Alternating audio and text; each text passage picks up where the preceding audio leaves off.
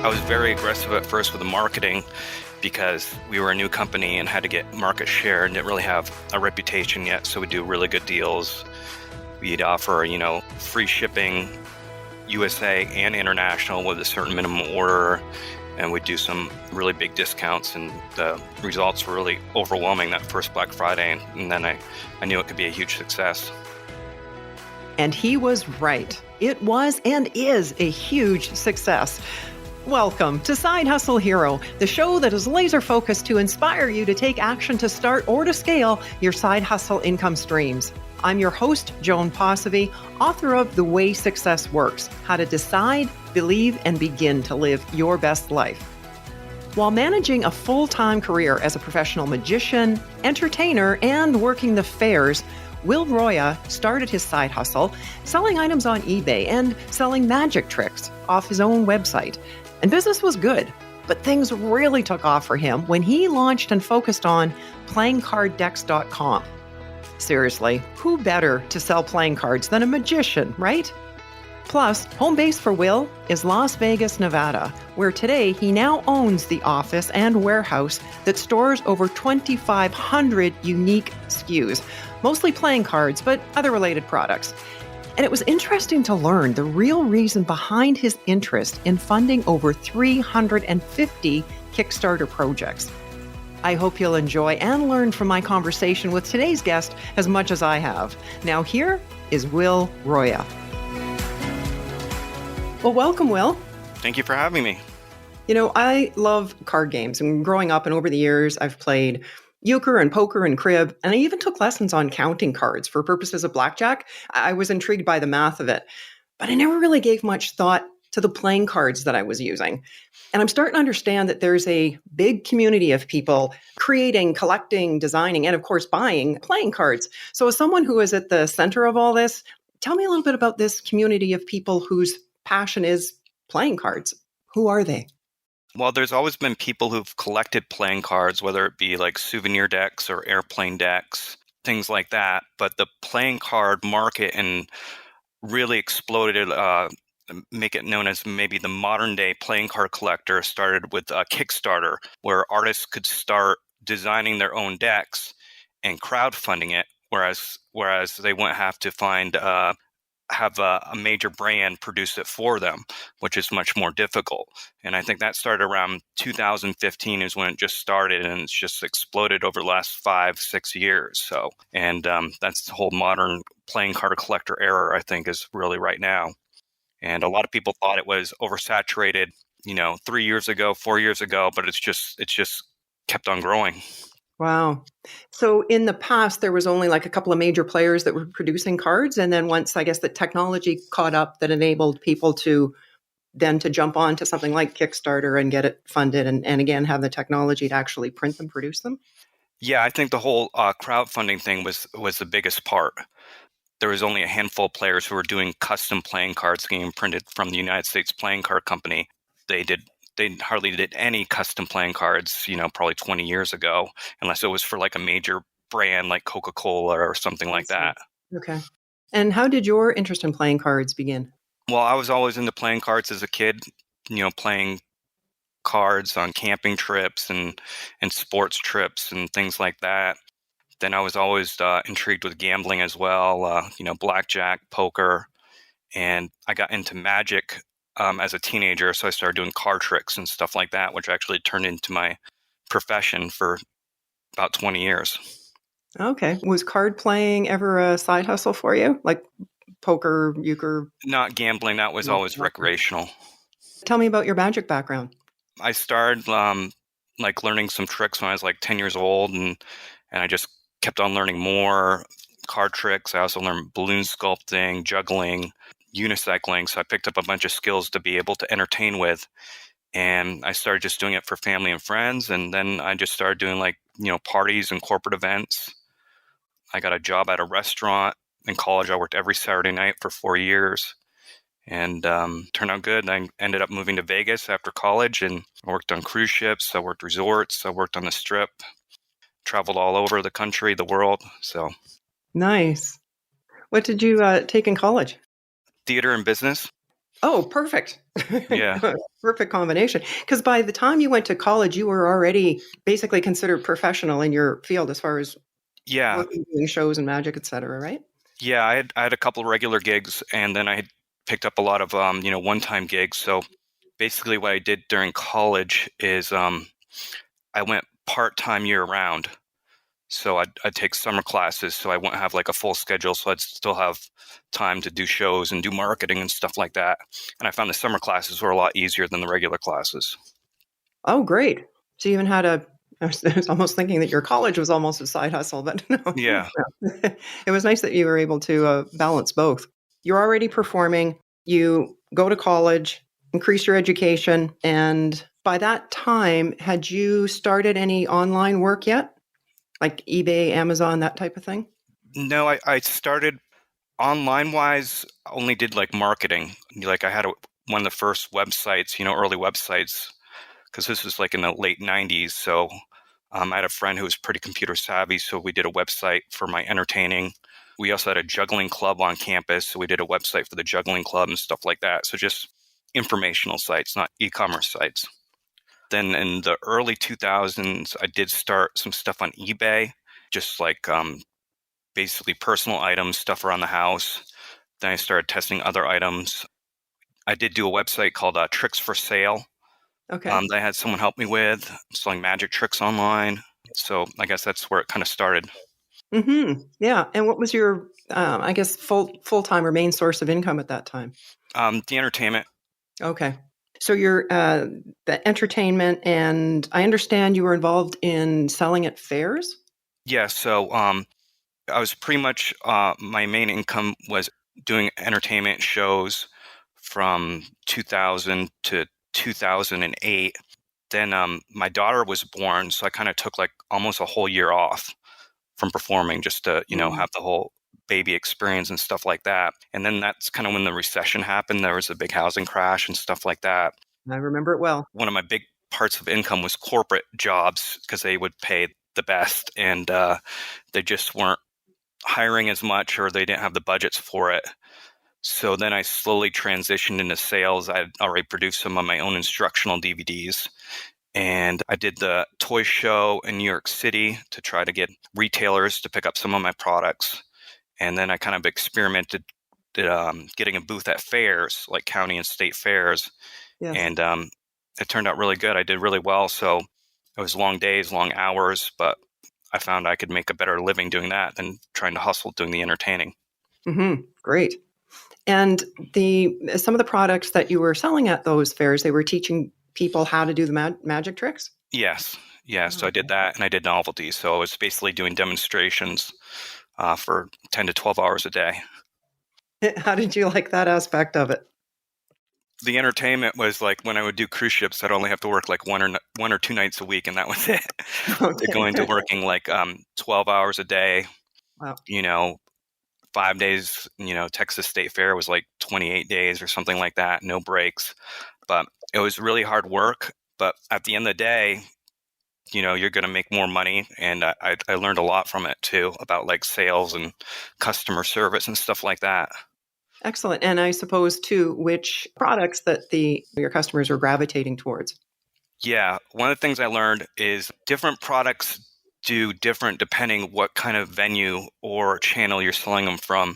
Because I was still experimenting with online stuff, I was still wholesaling stuff, and I found like, okay, these items sell really good online. These items sell really good in person, because I can demonstrate them, and these Exactly. items Yeah. seem to sell really good wholesale. So it all depends. Yes. So that would have prepared you well for what lay ahead. Hmm. I understood there was a cloak of secrecy around magic tricks. Hmm. What's the balance there between, I guess, teaching people how to do them, what the Um, secrets are? Or is that I think magicians don't like people to give away the secrets for free. okay? So that's called exposing the trick. Okay. Whereas someone is going to buy a trick, they have a stake in it. So, they're going to value it, actually want to learn it. Because you could go, like when I was a kid, I learned all my stuff from like books I got from the library and stuff like that. Nowadays you can go online and learn anything. I think the main thing is just not exposing it. I don't think there's a big issue as, selling it where someone's going to value. the Right. secret and the trick. So, Yeah. Okay. In my seminars that I do in the personal development space, I've often used, there's one card trick in particular that I use. And I just love it because as a non-magician, it's very simple for me to do, but mhm. nobody over all these years has figured it out. I love it. But I do remember going into the magic store, they really wouldn't show me much about it until I was prepared to say, okay, I am going to buy this. Then they'd say, okay, here's how it works and here's how you do it. Right. I thought that was pretty great. Yeah. The secret is taught when the trick is bought. Oh, nice. Okay, so that's what you were doing. I love that. So you had some exposure in eBay, and did you ever get involved in Amazon? And how Yes, I did? do Amazon FBA, Okay, or actually, not FBA, fulfillment by seller. We don't send it into Amazon for them to fulfill it. So nice. FBM, fulfillment by merchant. Yes, because you have your own building and office Hmm. and storage for all your inventory right where you Yeah. are there. Yeah, perfect. So you've got So I might control. experiment with that later, but I have a love-hate relationship with Amazon. So Right. Yeah.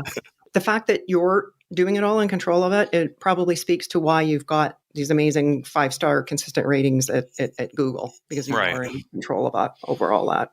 So to clarify, your main income there for a long while was selling at the fairs. Hmm. And then you started a side hustle of doing some online things and Yeah. eventually grew that up. When was playingcarddex.com given birth? This was in 2017.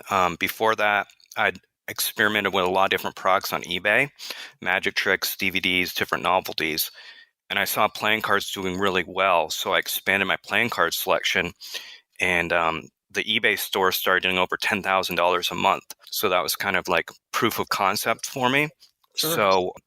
So I said, you know what? I'm going to build a website to get my own business and own my own customers. I was doing a little bit of Amazon too at the time. So in 2017, I worked on playingcarddex.com, getting all the website and stuff. The biggest challenge was coordinating the inventory between Amazon, eBay, and the website. So all the Yeah. inventory would sync up. That was a huge challenge and took a lot of work. Launched the site April 2017, and I was still doing the fairs that year. Right. So it started to grow. I started to grow it between my fair gigs.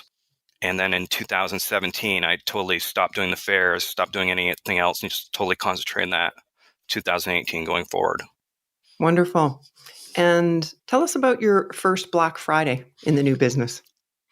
Yeah, so we did I was very aggressive at first with the marketing because we were a new company and had to get market share and didn't really have a reputation yet. So we do really good deals.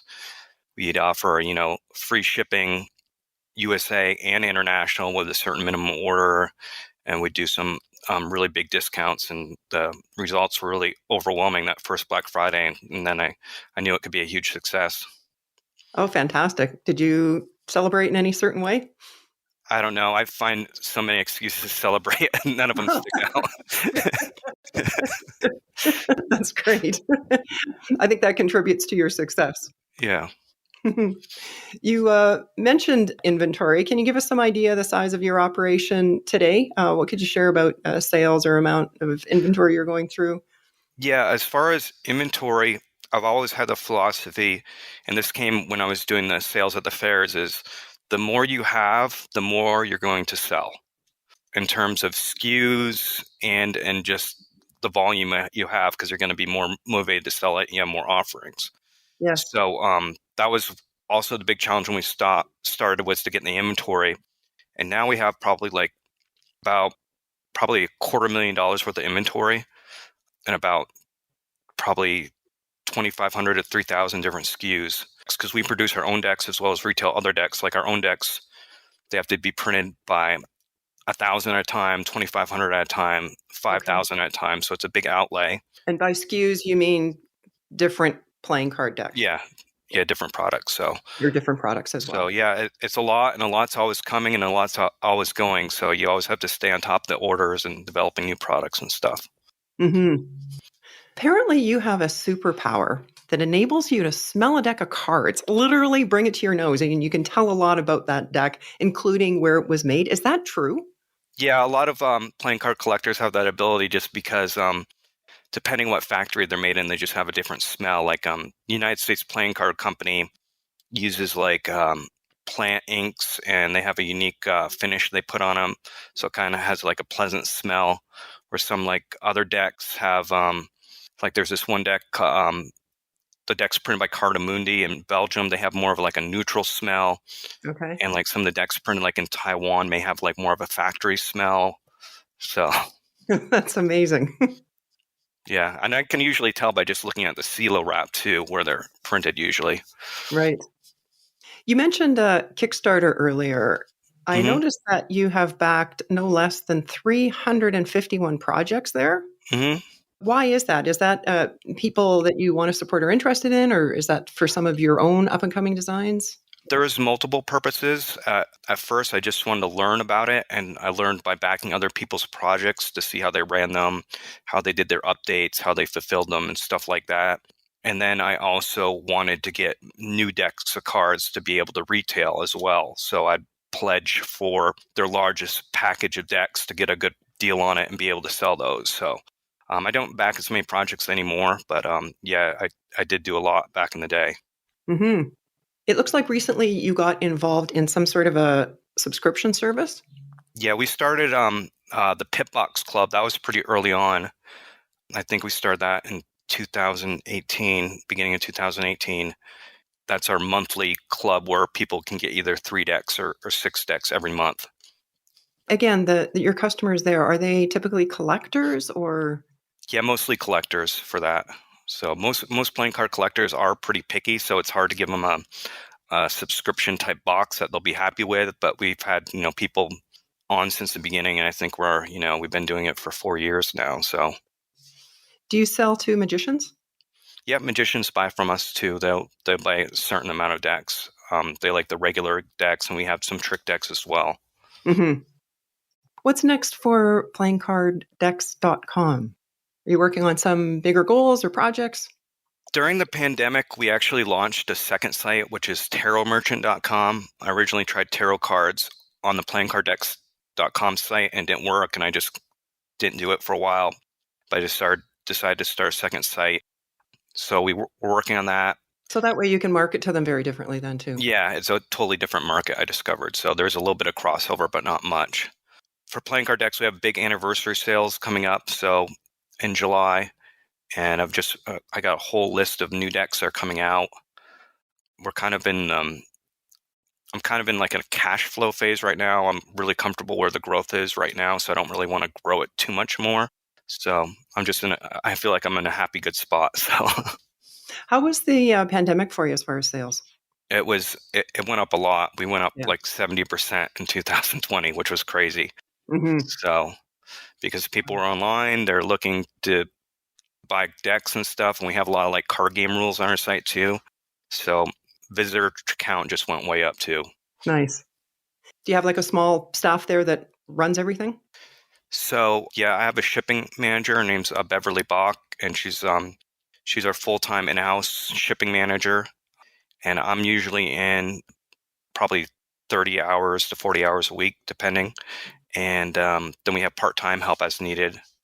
My kids come in and help, and some of their friends come in and help once in a while because we always need to make boxes and stuff like that. And then I have probably like That's about a half a fabulous. dozen freelancers offsite who do create the content, do social media, the Facebook ads, the Google ads, all that kind of stuff. Yeah, there's so many different aspects of a business. What's your favorite? I like doing my main thing is the product development, the marketing, the customer service, and making sure we have the inventory. Which is vital. Hmm. Yeah. Yeah, I also have to give a big shout out not only to all my employees and freelancers, but also my wife Jessica, who Hmm. does all the accounting and administrative, because that's one thing I can't do.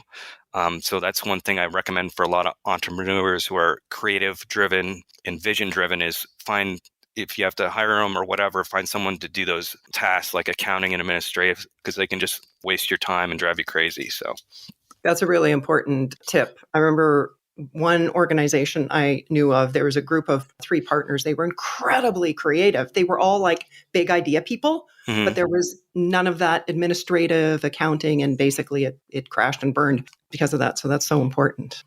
What's the best way for our listeners to connect with you? Playingcarddex.com.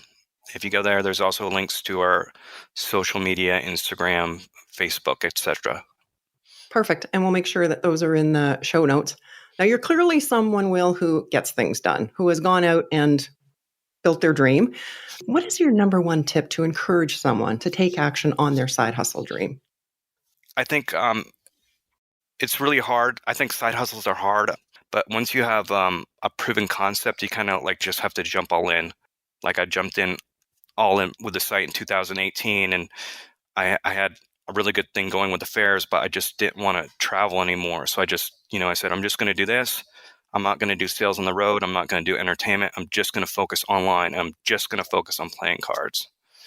And I think the other thing that helped me is I had the end goal in mind, and then I worked backwards from there.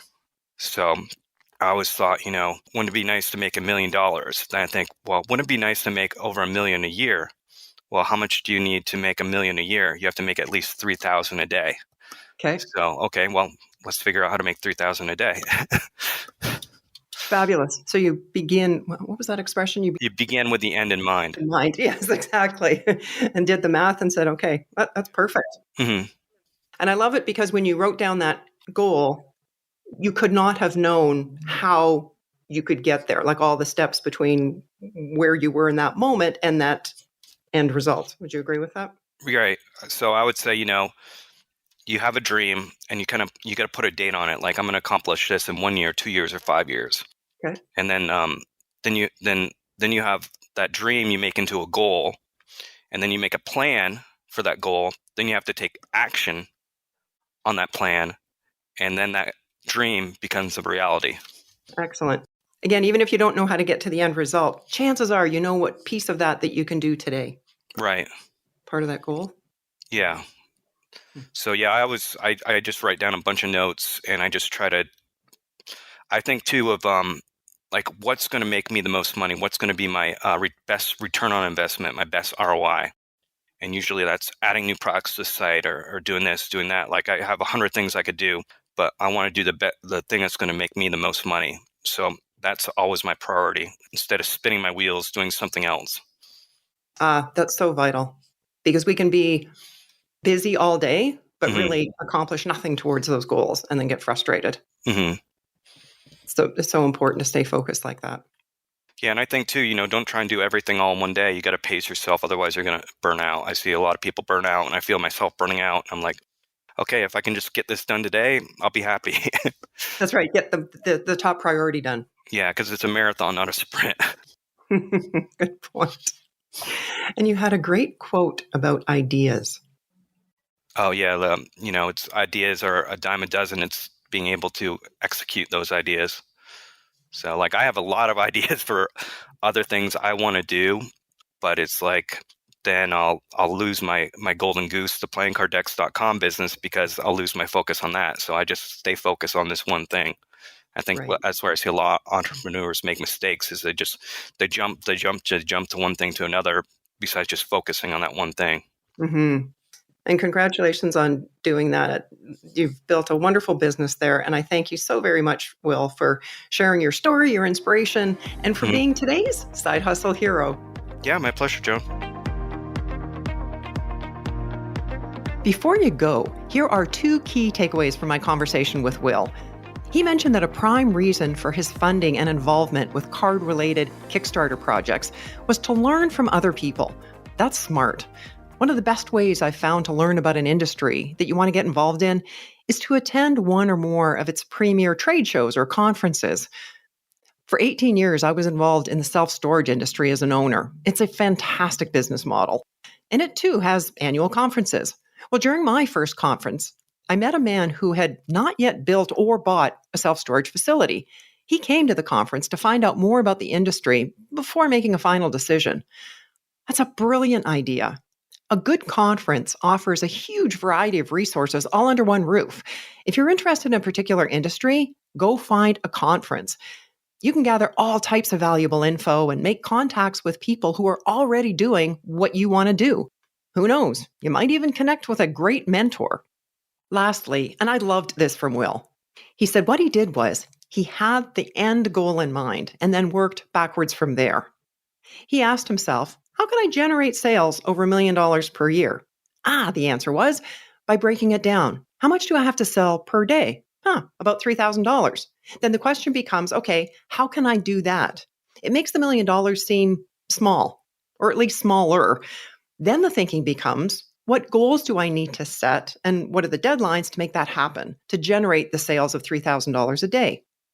That in turn creates a natural list of specific actions, daily tasks. That's how the dream becomes a reality. And it's how you link your big vision down to what should be on your daily to-do list. The reality is we can't manage time, only activities. And this is where your discipline comes in doing what you know needs to be done, not just what's easy or comfortable. The late Bob Proctor, who was my dear mentor and friend, gave us the best definition of discipline when he said, discipline is giving yourself a command and then following it. I love that line. Write down what you know needs to be done, things that are going to lead to the realization of that dream of yours, and then do it. Prioritize it. Whether or not you give yourself the command will make the difference between accomplishing a little in your life and a whole lot. Well, that's a wrap for today. You'll find the links we mentioned and the show notes on our website, sidehustleheropodcast.com. And I'd love to hear your feedback on the show, on the guests, how this podcast is helping you. What areas could we do better? Shoot me an email message to hello@joanposivy.com or by DM on Instagram @JoanPosivy. Thanks for listening and hustle on.